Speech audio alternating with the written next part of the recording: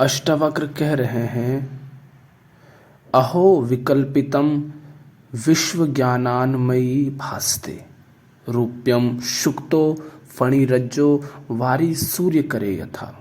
अर्थात वे कह रहे हैं कि ये जो कल्पित विश्व है जिसमें विभिन्नता ही विभिन्नता है, ये अज्ञान के कारण ही मुझ में दिखाई देता है, मुझ में भासता है।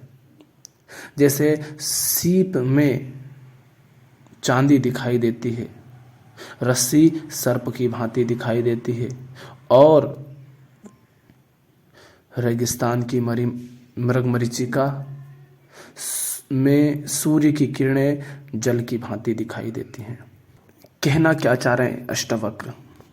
वो कहना चाह रहे हैं कि चाहे संसार दिख रहा हो ये विविधता भरा हुआ, चाहे सीप चांदी की भांति दिख रही हो, चाहे मृगमरीचिका में सूर्य की किरणें जल की भांति दिख रही हो, और चाहे रस्सी सर्प की भांति दिख रही हो, इन सब के मूल में बैठा है अज्ञान। अज्ञान के कारण ही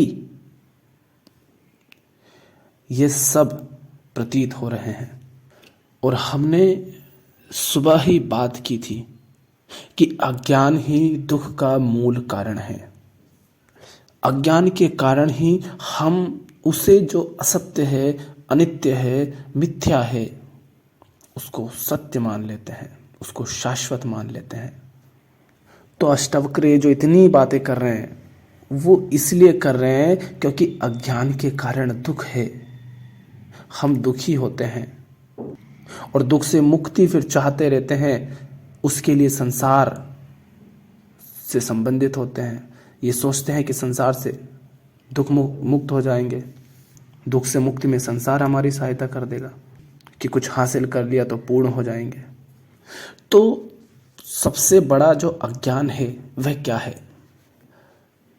अज्ञान के कारण ही ये भ्रम पैदा होता है। क्या? कि मैं हूं। सबसे बड़ा अज्ञान यही है कि मैं हूं। फिर मैं कहता हूं कि मैं कुछ हूं। पहले कहता हूं मैं हूं, फिर कहता हूं मैं कुछ हूं, फिर कहता हूं कि मैं अपूर्ण हूं, और फिर कहता हूं कि मेरी ही ये जो छाया है संसार, ये मुझे पूर्ण कर देगा। ये हमारा ज्ञान है। मैं हूं, मैं अपूर्ण हूं, और संसार के माध्यम से पूर्ण हो जाऊंगा, जबकि संसार तो मेरी ही छाया है, मेरे ही अज्ञान की छाया है। मेरी ही छाया मुझे कैसे पूर्ण कर देती, किंतु अज्ञान के कारण हमें ये पता नहीं होता, हम ये नहीं समझते। तो इसमें समस्या क्या है? ये कहने में, ये मानने में कि मैं हूं, इसमें समस्या ये है कि आप जो स्वयं को मानते हैं आप वो है ही नहीं। जो आप स्वयं को मानते हैं वो आप है ही नहीं।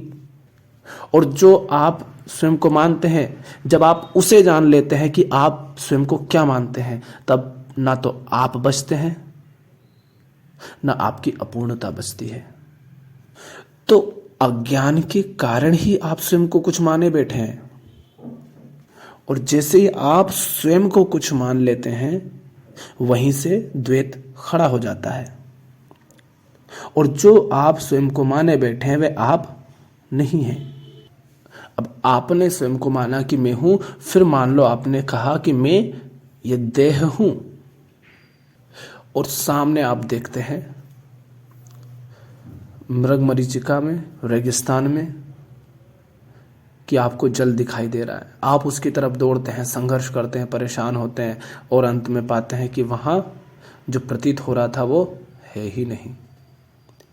और मान भी लो कि आपको जल मिल भी जाए, जल तो मिल ही जाता है, शरीर की वो प्यास बुझा देगा, जल से शरीर की प्यास बुझ जाएगी, किंतु आपकी प्यास फिर भी नहीं बुझती, क्योंकि शरीर भी आप बाद में आपको मानते हैं। आप कहते हैं मैं देह हूं, मैं ये शरीर ही तो मैं हूं, ये आप बाद में हैं। इसके पहले तो आप कहते हैं मैं हूं, और यही अज्ञान है।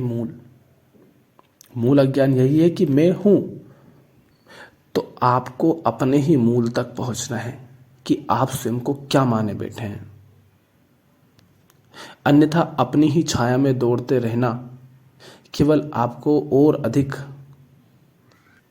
अशांत, परेशान और दुखी करेगा। संसार तो ऐसा ही है जैसे सूर्य के प्रकाश में ही ये संसार दिखता है। सूर्य का प्रकाश ना हो ये तो तभी संभव है जब सूर्य ना हो, और सूर्य होगा तो उसके प्रकाश में ही संसार दिखाई देगा। सूर्य ना हो तो संसार भी दिखाई नहीं देगा। संसार वैसा होगा ही नहीं जैसा दिख रहा है तुम्हें। अब सूर्य की प्यास उससे कैसे मिटेगी जो सूर्य के होने के कारण ही है। सूर्य के होने से ही जिसका अस्तित्व है उससे सूर्य की प्यास कैसे बुझेगी। तो ये संसार भी आपके होने से है। आप जब नहीं होते हो तब संसार नहीं होता है। आप जब सो जाते हो गहरी नींद में तब भी क्या संसार आपके लिए होता है। ये संसार तो आपकी छाया है। आप जिस संसार को देख रहे हैं वो चेतना का विस्तार है और स्रोत है चैतन्य। चैतन्य से ही चेतना का विस्तार है। चैतन्य के प्रकाश में ही ये विस्तार दिखाई दे रहा है। और ये जैसा दिख रहा है वैसा इसलिए दिख रहा है क्योंकि आप कुछ बने बैठे हैं। जैसे ही आप कुछ और होते हैं ये संसार आपके लिए कुछ और हो जाता है। जो मुक्त है, आनंद में है, प्रेम में है, उसके लिए तो ये संसार स्वर्ग हो जाता है। और जो बंधन में है, दुख में है, पीड़ा में है, उसी को ये संसार नर्क लगने लगता है। अगर आपको ये संसार बुरा भी लग रहा है तो क्यों लग रहा है? क्योंकि आपकी स्थिति कुछ वैसी है ना। तो आपको चाहे सर्प दिखे, रस्सी दिखे, सीप दिखे या चांदी दिखे, जल दिखे या सूर्य की किरणें दिखें, जो भी कुछ दिख रहा है वो इसलिए दिख रहा है कि आप कुछ बने बैठे हैं। आप जो होते हैं उसके अनुसार आपको कुछ दिखाई देने लगता है। जैसे मान लो कि आप सिपाही हैं तो एक तलवार या एक कुल्हाड़ी आपके लिए हथियार हो जाएगा दुश्मन से लड़ने के लिए। आप लकड़हारे हैं तो आपके लिए वही तलवार या कुल्हाड़ी एक औजार बन जाएगा अपनी आवश्यकता के लिए, लकड़ी काटने के लिए। तो सामने क्या है वो तो आप पर निर्भर करता है। आप प्यासे हैं तो पानी आपकी प्यास बुझाने का साधन बन जाता है। आपकी माने शरीर की। शरीर गंदा है और आप कहते हैं मैं शरीर हूं पर यह गंदा है, तो सामने का जल शरीर को साफ करने की वस्तु बन जाता है। आप किसान हैं और फसल सूख रही है पानी की कमी से, तो आपके लिए जल सिंचाई का साधन बन जाता है। तो सामने क्या है वो सब निर्भर करता है मुझ पर कि मैं क्या हूं। आप जो होते हैं उसके अनुसार वो वस्तु बदल जाती है। और वो वस्तु है ही इसीलिए बस क्योंकि आप हैं। आप ये मानते हैं कि आप हैं। जब आप ये जान जाते हैं कि आप जो हैं वह आप हैं ही नहीं, क्योंकि आप सचमुच वो नहीं हैं जो आप बने बैठे हैं। और जब आप ये जान लेते हैं कि आप क्या क्या बने बैठे हैं, और जब आप ये जान लेते हैं कि जो आप बने बैठे हैं वह तो मिथ्या है, अनित्य है, असत्य है, तब आप नहीं रहते। आप ही नहीं रहते। तब होना मात्र होता है, only existence. That which is, जो है वह रहता है। तब आप नहीं रहते। मैं जैसा कुछ नहीं होता कि मैं होना होता है, आप नहीं होते। और जब आप होते ही नहीं तो फिर होने के कारण जो अपूर्णता का भाव था, अपूर्णता की मान्यता थी, वो भी नहीं बचती। क्योंकि जो अपूर्ण था वही नहीं बचा तो अपूर्णता कैसे बचेगी। इसी को मुक्ति कहते हैं, इसी को समाधि कहते हैं, इसी को ध्यान कहते हैं, इसी को सजगता, अवेयरनेस कहते हैं, इसी को निर्वाण कहते हैं। यहीं तक पहुंचना होता है और यहां तक पहुंचा जाता है ये जानकर कि जो मैं हूं वह मैं हूं ही नहीं, मैं हूं ही नहीं। और वहां जाकर के सिर्फ मौन रह जाता है, होठों का चुप हो जाना नहीं। अपने होने का भाव होने के कारण जो हलचल, जो भागदौड़ थी, उसका शांत हो जाना मौन है।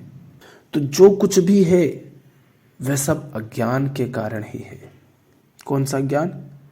ये मान्यता कि मैं हूं, यह अज्ञान, ये जड़ है बाकी सारी समस्याओं की। तुम्हारे होने की मान्यता से ही सब कुछ उत्पन्न होता है। आज के लिए इतना ही। धन्यवाद।